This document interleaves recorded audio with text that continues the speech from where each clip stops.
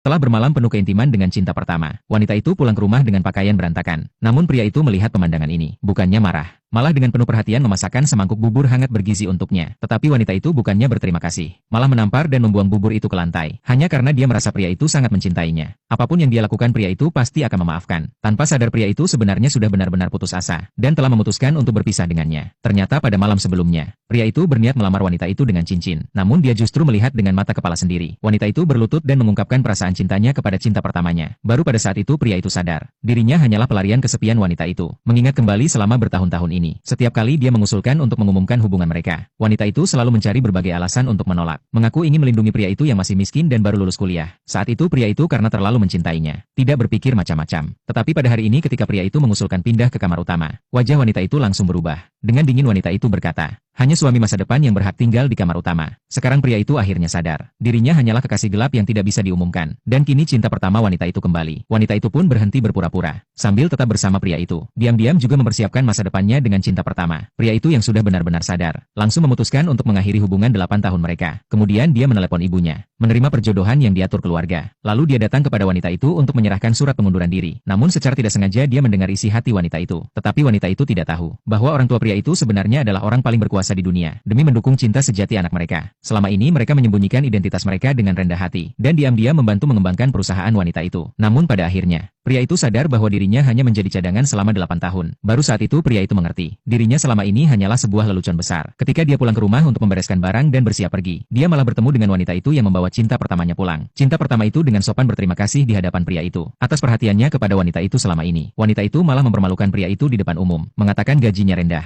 makanya membiarkannya tinggal di kamar kecil. Lalu cinta pertamanya berkata bahwa dia bukan orang yang pelit, dan mengatakan pria itu mirip dengannya. Jadi membiarkannya tinggal di sana adalah hal yang wajar. Pria itu mendengar itu langsung marah, mendorong cinta pertama wanita itu. Kemudian berbalik hendak pergi, tetapi wanita itu tiba-tiba memanggilnya, menyuruhnya memindahkan koper cinta pertamanya ke kamar utama. Pria itu akhirnya benar-benar sadar, dirinya hanyalah pengganti. Dengan dingin pria itu berkata, dirinya adalah sekretaris bukan pembantu. Lalu wanita itu menariknya ke dalam kamar berusaha memperbaiki keadaan, dan menjelaskan bahwa dengan cinta pertama hanya hubungan perjodohan semu. Tetapi hati pria itu sudah hancur, dan dia berkata bahwa apapun yang dilakukan wanita itu tidak ada hubungannya lagi dengannya. Saat itu cinta pertama pun mendekat, mengatakan bahwa pria itu tidak pantas lagi tinggal di situ, dan bahkan mulai membantu mengemas barang-barangnya. Ketika dia memegang pakaian pria itu, dia berkata bahwa gaya berpakaiannya mirip sekali dengan dirinya. Pria itu baru sadar, sejak awal wanita itu membentuk dirinya menjadi tiruan dari cinta pertamanya. Saat itu, cinta pertama wanita itu tidak sengaja melihat kotak musik milik pria itu, lalu dia mengambilnya. Pria itu segera mencegah, tetapi cinta pertama itu justru dengan sengaja melemparkan kotak musik itu ke lantai dengan keras, lalu pura-pura mengulurkan tangan untuk memungutnya, hingga tangannya terluka. Kemudian berpura-pura kesakitan di depan wanita itu. Melihat